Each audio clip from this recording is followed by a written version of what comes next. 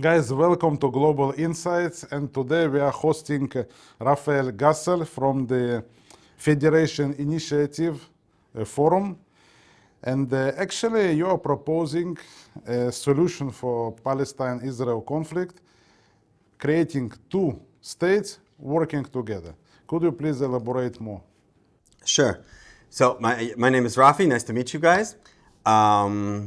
Just say anything about myself, or so I work in biotechnology here in Israel. I'm assistant managing director of a biotech company. Our focus is in deep sequencing in DNA, and one of my passions is promoting peace between Israelis and Palestinians. Been doing it for 25 years or so, since I was in university in America, bringing Israelis and Palestinians together. And because I come from America, where we have a federal system, we have multiple states. That's sort of the framework of how I sought to deal with this problem.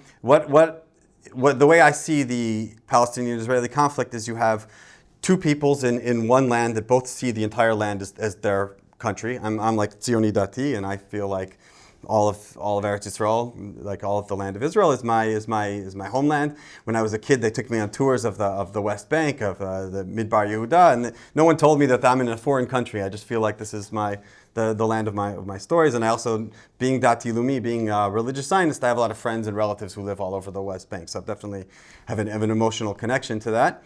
I also grew up in America, so I didn't have the sort of the innate fear of Arabs the same way maybe as people grow up here, where they're like, whereas maybe in America, where you'd walk into a neighborhood where everyone was African American, you'd feel a little bit nervous. Whereas here, I see like they would walk into a neighborhood where everyone's Arab, and all of a sudden they're sort of more scared, and I'm just like, oh, whatever. The Arabs aren't so dangerous, you know. So it feels familiar to you, like the same situation in the United States and so on? Yeah, well, I was able to, at university, meet, there's a lot of Palestinians, a big Palestinian community there, to meet Palestinians and feel comfortable talking to them and get to be able to break the ice. We're not in a situation where there's walls or a conflict. I could go to their house, they could go to my house. So I was able to see them in sort of in a humanizing way, more so than you get here in the state of conflict. So the way I see it is, in theory, everyone wants to push them into this two-state reality, but it doesn't seem realistic that we're actually going to remove all these settlers. Or even, like if you look at the map that Ehud Olmert proposed 16 years ago or so, it had 88,000 people that they would move out. Today, that 88,000 is about 150,000. And that wasn't even a number they agreed to. It's just, and the politics in Israel is so far from the idea that we're actually going to remove all these people from their homes. It's never going to happen. And also, because of our geopolitical situation, we're not really going to move military bases out of the West Bank. Or at least, I mean, we want to make the situation not feel militarized. You want to feel like there's not a conflict and you're not in a war zone. But you're going to still have missile defense there. You're going to have, tanks, and you're going to have the ability to defend the Jewish people. So I'm in favor of a Jewish state in the sense that I think we need a democratic Jewish majority state that has the ability to defend itself, to defend the Jewish people.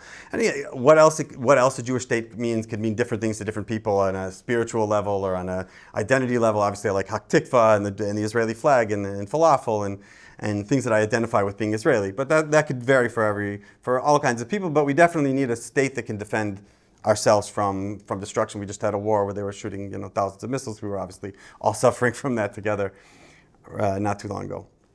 So in order to create a stable situation, the way I see it, you need to create a partnership between these states to the point where they're okay with we're going to leave some military bases. The U.S. has military bases in Qatar and all over the Middle East. You wouldn't say Qatar is under a kibush, underneath an occupation of Israel, or of the United States. So you could have a military basis for strategic purposes if we're friends, if we're partners here, and we're going to leave this. No matter where you do the borders, you can make some adjustments. You're going to leave 150, 200,000 Jews are going to end up living in the Palestinian state. We want to make sure they're safe and they can have a productive life still.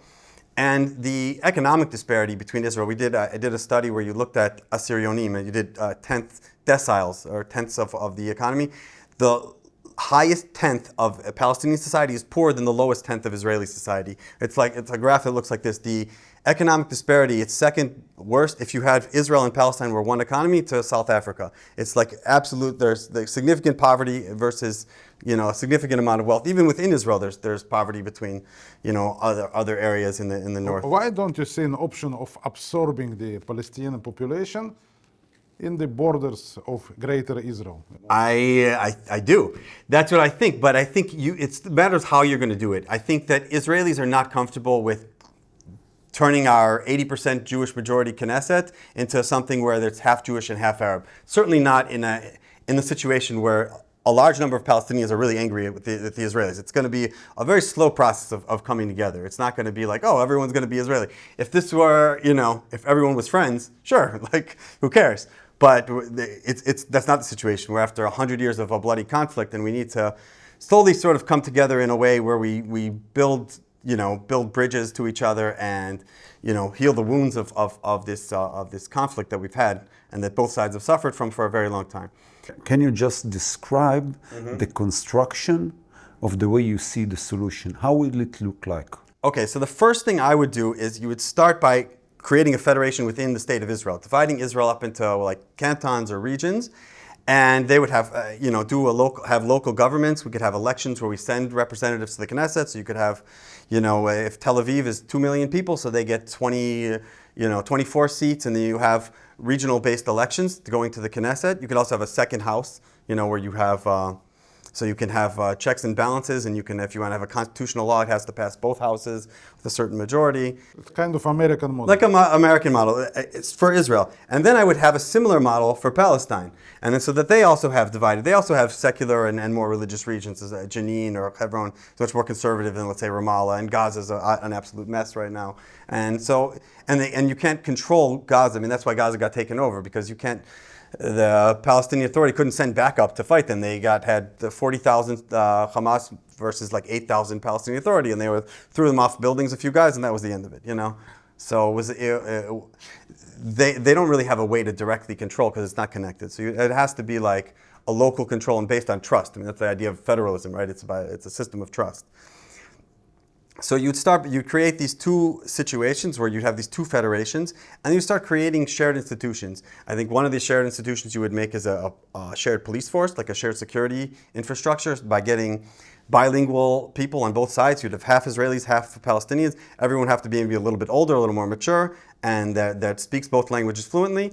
And you could start moving out what Tzahal is doing, what the IDF is doing at checkpoints. Instead of having an Israeli soldier, you'd have someone with a Palestinian and Israeli badge, and they're half Jews and half Arabs, and they're friendly, and you feel like we're not in kibush anymore. This is just the system that's managing, and it creates a feeling of that it's our people running it. It's like a joint police. A joint police. So a joint police, a joint economic commission. I mean, the Paris Protocol called for a joint economic commission, but it never ran. You need to develop. Like I do some business with Palestinians. For hospitals, universities over there, and I have to work with people that either can come to Israel or we're talking over the phone. I can't easily just go to the Palestinian places. There's a lot of opportunities. Like I noticed it's called Startup Nation, but in some ways it's also Exit Nation, right? People start up these big startup companies, and then they want to sell them off to a company in Germany or into China or somewhere else because you can't really afford to manufacture. The cost of labor in Israel is too high. So, what makes you think that the new Arab state, Palestinian state, would be in this case successful one? As you know, if you are looking on the history of the Middle East, most of the states are failed states. Right. Maybe not every state in the Middle East, and depends how you look on it, but it's not a normal democratic liberal state. For sure. The UAE is not democratic, but it's not a failed. There's some non-failed states that usually have a king. The monarchies are doing okay, but yes, I think that's our part in this story. That's us and the Israelis. We know how to build a state successfully. So it's in our interest that Palestine succeeds. So instead of putting a wall and saying, "Good luck, guys," we have to be invested, and it's our motivation that it succeeds. If Palestinians are happy, I mean, that's one of the statistics that's important to look at, I think. Israelis are always in the top 10 of the most happy people in the world. Palestinians are like 165. They're like them in Afghanistan and a few other places. They're living 10 minutes or 20 minutes from here in a totally different world. If they were happy with their lives, they wouldn't be angry with me. Then my kids could go play soccer with their kids, and we could have a much better future here where people were getting along instead of wanting to blow each other up. So yeah, we need to invest and help their economy. That's for sure. And we have a very powerful economy. One of the things we could do is you could outsource labor. If you have a product developed in Israel, you can manufacture in Palestine for a third the price, and you can start setting up factories. But in order to do that, I need to be able to go to Palestine and feel safe. So I need security. I need to develop their economy, and I need to get people not to hate each other. So you need to have an active program to bring people together, like the little groups that people do, where they always say we just sit there and eat hummus, and everyone gets along. And it's true. But then you have to combine that with improving the safety situation, improving the economy. If everyone's making money, feeling safe, and they're getting along, we've solved the problem. Then you're not really upset. Okay, nobody really cares if we move the settlers out, if we wear the exact border. Who cares? Like, everyone's having a good time, people feel good. You told us that you had joint meetings with Palestinians. Absolutely, yeah. What is their point of view towards the solution that you... I find very, very positive. I mean, so think about it. If you have like two states and then Jerusalem, in my vision, I'm from Jerusalem. Jerusalem's like the shared capital of Israel and Palestine. The way I see it is, you can't actually put a wall in the middle of Jerusalem. I go to Rami Lavi and all the workers are Palestinian. I go get someone to fix my house. All the Kablanim, all the Contra, it's like a day without a Mexican. It's like a movie in America where if you had no Palestinian workers, West Jerusalem would fall apart. But they want to feel like that they have they're not Israeli citizens, most of them. They want to feel sort of a national pride. They'll feel like traitors if they say that, their neighborhoods are part of Israel. So instead of like actually separating, just put a sign, the Palestinian neighborhood of Sheikh Jarrah, and put a little logo, and everyone could just live the same. We could say the old city is like the shared old city, and then just put a sign that says the shared old city, and you could have some of our new shared police officers walking around, so they feel like it's a place for everyone to go.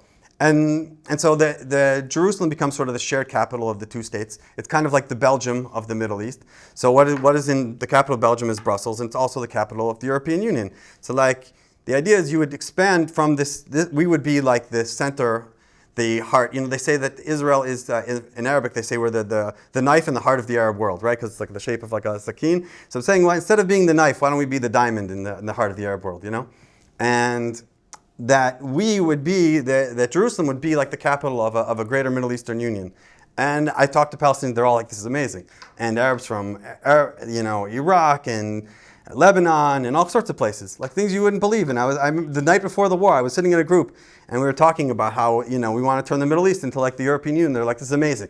Like, why, And then when the bombs started coming, they were all the Arabs were cheering us on. They're like, Ten le malachoj. They were not so happy with the Iranians. Encouraging Israel to fight, and the Iranians, yeah, they were not, on the other side. So it's an interesting world we live in. I think there's a lot of potential, but I think you have to come with the idea of equality that we've come back to Israel to be the leaders of the Middle East. We have to help the situation. We're not going to live in a bunker. It's not going to have giant walls around us, and we're going to be like a villa in the jungle. We're not in the jungle. We have to make the Middle East make the Middle East great again. And we have to. How do you treat the issue of radical Islam? Because it's not all about the level of living or the economic conditions. Sure. We see radicalization in Islam even in the United Kingdom, in France. Sure. Even more in Western countries than in because the Muslim countries, they don't tolerate it as much. I mean, if you look at realistically, Palestinians, about 20% identify as actually Dati, like religious. Most Palestinians I talk to are like pretty secular, like maybe on Ramadan they'll go with their families to the Miskad, or they'll try not to drink as many beers, but they're not so religious. I don't really see and I find the ones that are more religious to usually be more open-minded. It's the ones that are a little more secular sometimes are a little more nationalistic. So there is certainly maybe 10% of Palestinian society or a little less that are radicalized to some extent. Maybe not as bad as Al-Qaeda or something like that, but they've combined the nationalist anger at Israel with Islamic, decorations. But the average Palestinian I talk to doesn't really know very many hadith. They're not like fluent with Quran. The same thing you could say about Jewish culture. There's like a woman, if you capture her in a war, you have to like shave her head and cut off her fingernails and stuff. There's all crazy stuff in our culture as well. But, you ask most Jews, they're not even familiar with all these texts and stuff that you find on the internet. People post, the Talmud says this, and most Jews that you'd ask, they've never heard of it, People who learn in yeshiva, maybe, and then they'll say, no, but our rabbis say we don't actually do that. And it's very similar on the other side. Palestinians are Shafi Muslims, which is sort of a liberal Yahhasit. They're not like Wahhabis or anything. They're a pretty liberal branch of Islam. I think the main conflict here is the pain. It's my grandfather's house that was destroyed. It was my cousin who's in prison. My other cousin who was killed at a checkpoint. And I hate Israelis and they ruined my life. Like that's where most of it's coming from. And here and there, it's someone who's also religious and they're decorating it their pain in a religious language. But I think that you have to. I think that's what Israelis don't necessarily want to hear, but we have to apologize in some way, and they also have to apologize for what they did. Like, they say, well, you kicked us all out in 1948. Like, what happened in 1929? Why were you massacring Hebron and religious communities there? You're not so innocent either. Both sides have played this 100-year war where a lot of people have died. I think it takes some responsibility and bridge those gaps. But I think it's a possibility to get to the interpersonal gap. So I think the religious. Could you summarize what is the end vision for this confederation? It means two states, then united in one parliament. Yeah, you'd still have the state of Israel and an Israeli parliament. You'd have a Palestinian parliament. You could have regions that have a local government of some kind, a motzah. And then you'd eventually create a federal parliament like the European Union. And then it depends how it's going to, the generation that grows up in the Confederation, they can decide. My grandchildren decide that they want to make it like Belgium. They'll totally unite it to one country. That's for them to do, and I'd be a proud citizen of the Federal Republic of Israel-Palestine. It's certainly not going to happen in my generation. We're going to let's slowly stop shooting at each other. Let's start by building some shared, technocratic institution to manage economy, security together, create a space for people to talk and meet each other, and start moving in that direction. Because the idea that we're going to actually bring 200,000 settlers and move them out and build a giant wall and with crazy security, it's not going to happen. So we got to stop thinking about solutions that aren't realistic and start thinking about, okay, what's something that we can move forward with? I have a last question to challenge your vision. Okay. Are there any good examples of such confederations? Because what I see, I was born in the Soviet Union. We had also different republics which were kind of independent. But in the end, it all collapsed and they start fighting each other. If we are looking even on Belgium in Europe, it's Belgium is still relatively successful, but maybe I can give you one example. It's the Swiss Confederation, Switzerland, but it's a very different case and maybe the unique case of success of such confederation. Well, actually, 40% of the people in the world live in federations. Germany is a federation, the United States is a federation, Canada. So they've had, but if you want to think of an example of a conflict that ended up in a federation, it's Bosnia-Herzegovina is the most classic example. And I used to say that, people we don't want to be like Bosnia. And I'm like, you see what's going on outside? We're kind of like Bosnia. We're not too far off. We just had a crazy war. The Bosnian War is not too much different than October 7th until today, So you can end a bloody conflict where it's not really practical to divide Bosnia-Herzegovina into two really fully separate countries. So that's what they did. They made some kind of a union, and it's almost like a confederation. Belgium was the reverse. Belgium was one country that was sort of artificially squished together. Part of it's Dutch, part of it's French. And then they decided to decentralize. They decided to create this federal system because they couldn't get along enough. They wanted to have a little bit of space. So it's another way. Switzerland was a union of these various tribes that used to fight together to defend. It was a mutual defense, so based on what they needed to do throughout hundreds of years of the history of Central Europe. So we're definitely a unique case, but I don't see a better alternative than trying to be partners. And I think being the most powerful country in the Middle East needs to make peace with the weakest country in the Middle East, and then we'll be the kings of the Middle East. This will all be our playground, and we'll be able to be friends with everybody. Get in your car and drive to Baghdad. You could drive to Tunis, or you could drive to Beirut. It's a different vision, but you have to be brave to see it happen. But I think it's possible. Okay, Rafi Gassel, thank you very much, and thank you for Amir Lavi, who was on my side in this conversation, expert for the Arab world. Thank you. And guys, stay tuned for more on Global Insights channel. Thank you.